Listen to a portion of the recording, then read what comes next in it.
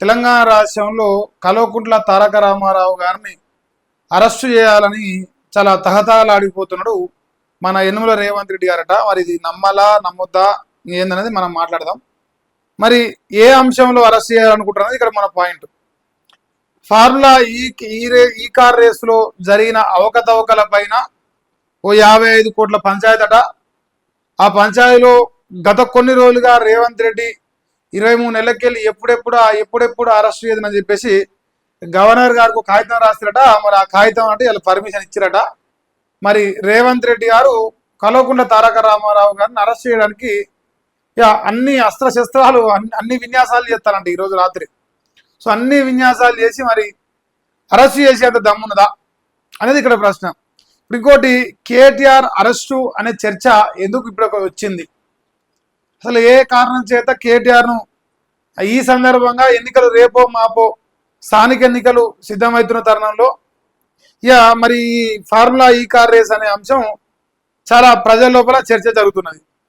ఎందుకంటే మరి BRS party రేపు గ్రామ పంచాయతీల దండిగానే పర్ఫామ్ చేస్తాడు కనిపిస్తుంది. ఎందుకంటే ప్రజల లోపల వాళ్ళకు కాంగ్రెస్ పార్టీకి వస్తున్న వ్యతిరేకతను చూస్తూ ఉంటాయి. బీజేపీలో నామమాత్రమైన పోటీగానే ఉంటుంది, అది పెద్దగా పర్ఫార్మెన్స్ మినిమల్ అన్నమాట. ఇప్పుడు ప్రధానమైన ప్రతిపక్షంగా బీఆర్ఎస్ పార్టీ ఉంది కదా. ఇప్పుడు కేసీఆర్ యాక్టివ్గా లేడు.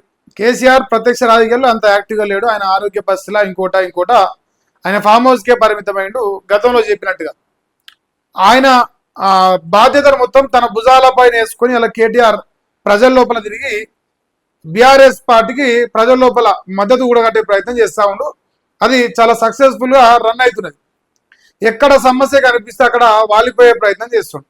అది ఈ సమస్య ఆ సమస్య అది ఏ సమస్య అయినా సరే సమస్య అవుపించిందా ఏమంటే అక్కడ కేటీఆర్ కనిపిస్తుండు. తద్వారా ప్రభుత్వం పైన వ్యతిరేకతను పెంచుతా ఉండు. దాంతోపాటుగా బీఆర్ఎస్ పార్టీ పైన ప్రజలకు నమ్మకం కూడా కలిగించే ప్రయత్నం చేస్తుండు. మరి ఇప్పుడు జూబ్లీస్లో ఓడిపోయినాం.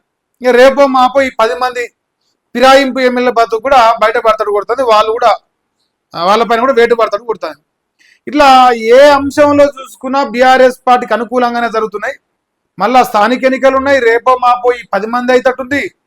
ఇవన్నీ ఎలక్షన్లు ఉన్నాయి. ఇప్పుడు ఏం చేద్దాం?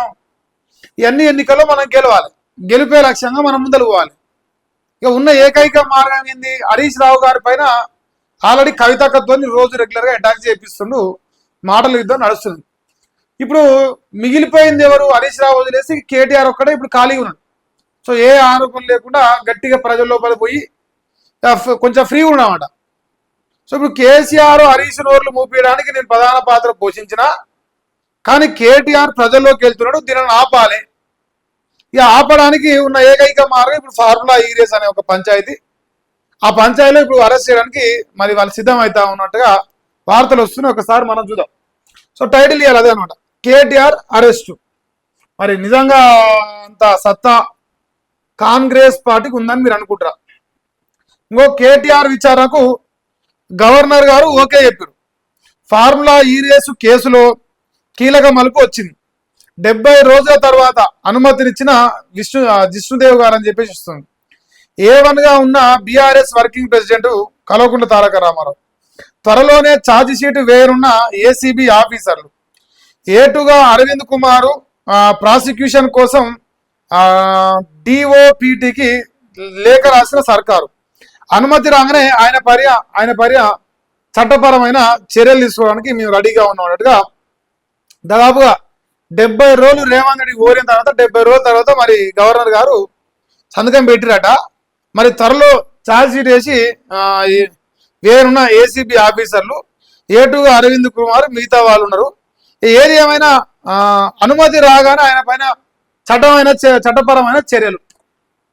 మరి ఇప్పుడు కేటీఆర్ టార్గెట్గా ఇదంతా రాసుకొచ్చారు.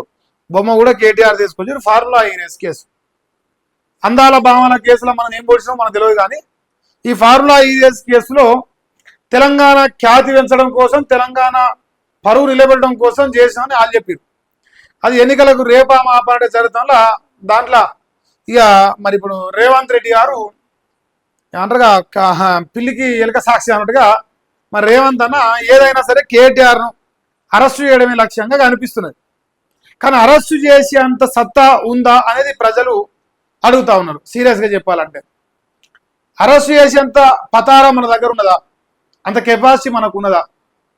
మన మాటలకేనా చేతల్లో కూడా నిజంగా అరెస్ట్ చేసి కేటీఆర్ యొక్క అవినీతిని బయటపెట్టే దమ్ముందా? ఎందుకంటే 23 నెలలకెళ్ళి చూస్తున్నాం ఈ కాళేశ్వరం విషయంలో ఈ దుమ్మెత్తిపోసిండు, 7 దోషుల మన్నెత్తిపోసిండు, కానీ రూపాయి అవినీతి బయటపెట్టలే.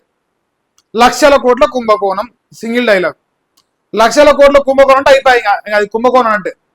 కానీ ఆధారాలు పట్టుకొచ్చి ఇంకో ఇది నీ కుంభకోణం, ఇది నీ కథ ఇది అని ఒక్కసారి కూడా మాట్లాడే ప్రయత్నం చేయలే, ఆధారాలు బయటపెట్టే ప్రయత్నం చేయలేదు. అదేదో సిబిఐ కేసు అన్నారు, అది కూడా అటేమంటది. ఇప్పుడు ఆ కాళేశ్వరంకి వెళ్ళి నీళ్ళు వస్తలేవు, ఆ కాళేశ్వరం రిపేర్ చేసింది లేదు, పోనీ కూలిపోయిందన్నా కూలిపోయింది లేదు. 23 నెలలుగా కాళేశ్వరం పేరు చెప్పుకొని ఎన్నికల చూడాలో ఓట్లు వేసుకుడు. సో ఇప్పుడు కేసీఆర్ పేరు ఎత్తి ఓట్లు పడే పరిస్థితి లేదు. అంత డంబాచారం 23 నెలలు అవుతుంది, ఇది వీకింది ఏమి లేదు, బుసు కూడా వీకలే అని చెప్పేసి జనం అనుకుంటారు. ఈ సందర్భంగా ఉన్న ఒకే ఒక ఆయుధం ఈ ఫార్ములా ఈ రేస్ అనే కేసు. మరి ఈ కేసులో కేటీఆర్ను అరెస్ట్ చేస్తే బీఆర్ఎస్ పార్టీకి పెద్ద దిక్కు లేకుండా, అంటే రాజకీయంగా ఒక ఫేజ్ లేకుండా అయిపోతుంది. కేసీఆర్ బయటకు వస్తలేడు, హరీష్ను ఆల్రెడీ డిఫెన్స్లో నెట్టేసినాం, కేటీఆర్ను ఒక్కరిని డిఫెన్స్లో నెడితే కథ ఇంకా మనం రాజ్యం వేయవచ్చు, మన ఇందిరమ్మ రాజ్యం. ఏది మందిని ముంచే ఇందిరమ్మ రాజ్యం ఉంది కదా, సో దాన్ని ఏలొచ్చు అని ఒక ధైర్యంతో రేవంత్ రెడ్డి కనిపిస్తాడు. మరి ఏలే అంత కథ ఉంటుందా? ఈ రాష్ట్ర ప్రజలు అంత కాడికి రేవంత్ రెడ్డిని యాక్సెప్ట్ చేస్తారా? ఇంకా రాజకీయ కక్ష సాధింపే కేటీఆర్ విచారణపై హరీష్ రావు మాట్లాడాడు. స్థానిక ఎన్నికల వేళ రాజకీయ లబ్ధి పొందే చిల్లర డ్రామా, అక్రమ కేసులతో మనోస్థైర్యాన్ని దెబ్బతీయలేరని వ్యాఖ్యానించడం జరిగింది. సో ఆయన మనం మాట్లాడిన పాయింటే చెప్పాడు, స్థానిక ఎన్నికలు వస్తా ఉన్నాయి కాబట్టి ఆ ఎన్నికల్లో బీఆర్ఎస్ పార్టీ ఎదుర్కొనే సత్తా మనకు లేదు కాబట్టి మనం జూబ్లీస్లో వేసినట్టు దొంగ ఓట్లు కోట్ల సంఖ్యలో వేయలేం కాబట్టి మరి అక్కడ గ్రౌండ్ లెవెల్లో ఎవడున్నాడు ఏందనేది అంత చూస్తారు కాబట్టి ఆ కేటీఆర్ను అరెస్ట్ చేసి బీఆర్ఎస్ పార్టీని డ్యామేజ్ చేసి స్థానిక ఎన్నికల్లో ఓట్లు రాబట్టాలని ఒక ప్రయత్నంలో భాగంగా ఇదంతా చేస్తున్నారని చెప్పేసి మనం అనుకున్నట్టుగా మరి హరీష్ రావు కూడా చెప్తున్నారు. రాజకీయ కక్ష సాధింపు చర్యగా చూస్తా ఉన్నారా మీరు చెప్పురి? నేనైతే గట్లనే చూస్తాను, నాకైతే గట్లనే కనిపిస్తాను. ఎందుకంటే నిజంగా మీకు చిత్తశుద్ధి ఉంటే phone tapping case, formula ES case, Kaleshwaram, ఇంకేదో మన్ను మజాను ఓ 16 చెప్పిరు. ఒక్క దాంట్లో కూడా ఒక్క విచారణ కూడా ముందల పడింది లేదు, ఒక్క దాంట్లో కూడా అరెస్ట్ చేసింది లేదు. కానీ ఎన్నికలు వచ్చిన ప్రతిసారి ఈ పదాలు వాడతారు. ఇక మంది పిల్ల మూల ఫోన్ అని చెప్పేసి, లేదంటే కాళేశ్వరం కేసు అని చెప్పేసి, ఇదని ఒకటి కాకపోతే ఒకటి ఇప్పుడు ఇది వాడినా రేపు ఇంకో ఎలక్షన్ వస్తే ఇంకో ఎలక్షన్ వస్తే ఇంకోటి. కానీ ఒక్క రూపాయి అవినీతి బయట పెడతలేరు. వీళ్ళు తప్పేందో నిరూపించి ప్రజాక్షేత్రంలో శిక్షించే ప్రయత్నం చేస్తున్నారు. బడగాలి సీమ్ మీద ఓట్లు వేసుకోవాలి, కానీ వీళ్ళు చేసే లంగా పనులు మాత్రం అస్సలు బయటకు రావుతా ఉంటా. కాంగ్రెస్ పార్టీ అసలు పత్తితున్నారు ఇప్పుడు వాళ్ళ ప్రభుత్వంలో. ఎవ్వడు రూపాయి మింగుతలేడు. పొంగులేటి సిని అసలు భూములు మింగే మంత్రే కాదు, ఆయన భూములు కాపాడుతాడు. రేవంత్ రెడ్డి అన్నదమ్ములు అసలు రూపాయి దందాలు ఎత్తలేరు, అంత పత్తితులకే కూసురు. కానీ వీళ్ళు అవినీతి పరులని పట్టపగడీలు ఓడుకునేట్టు కేసులో దొరికిన దొంగ అంటాడు. కానీ ఆ దొంగ మరి పట్టుకుంటలేడు. నిన్ను పట్టుకురు కదా, పట్టపగడీలు బ్యాగులతో సహా దొరికించుకురు. నువ్వు కూడా గట్టినే దొరికించుకుని అయిపోవు కదా. లేదు, ఇప్పటికైనా ఛాన్స్ ఉంటే, ఇప్పటికైనా నీకు దమ్ముంటే ఇప్పటికైనా పట్టుకునే ప్రయత్నం చేయి. ఏం లేదు, ఎన్నికలు వచ్చినాయా, అవినీతి ఆరోపణలు చేసినావా, ఓట్లు వేసుకున్నావా, బయటపడ్డావా. ప్రజలకు 6 గ్యారెంటీలు ఇద్దాము, ప్రజలకు ఇచ్చిన హామీలు నెరవేర్దాం, ప్రజలను మన్నలు పొందాం, ప్రజల మేలుగోరి ఓట్లు వేసుకోవడం లేదు. ఎంతసేపు అవుతుందండి బెదిరియాలి, అదిరియాలి, ఓట్లు వేసుకోవాలి.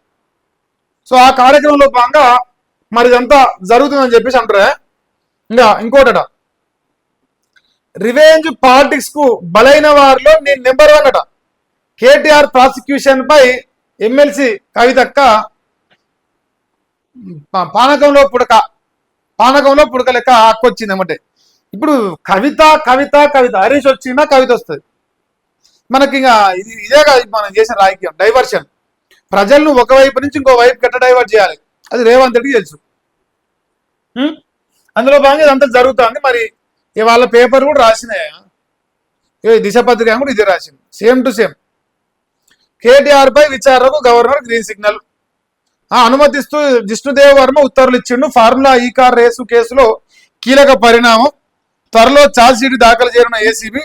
55 కోట్ల బదిలీ వ్యవహారమే కీలకం. మరి ఆ బదిలీ అవుతుందా కాదా ఏమో కానీ దాన్ని ఏమైనా కొసల తీరు అట్నన్నా, సరే మీరు మొత్తుకూరు కదా ఏదో చేసి మాసమే కానీ దీనన్న కొసల తీరు అట్నన్నా చూసి ఓకే సంతోషం కొసలు అని అనుకుంటాం. ఏది లేదు, మనం కూడా లేదు, మీరు చేసింది డంబాచారం తప్ప. డంబాచారం ఎక్కువ ఉంది, పని తక్కువ ఉంది. ఇది ఒక లేటెస్ట్ న్యూస్ మధ్యాహ్నం సమయంలో వస్తుంది.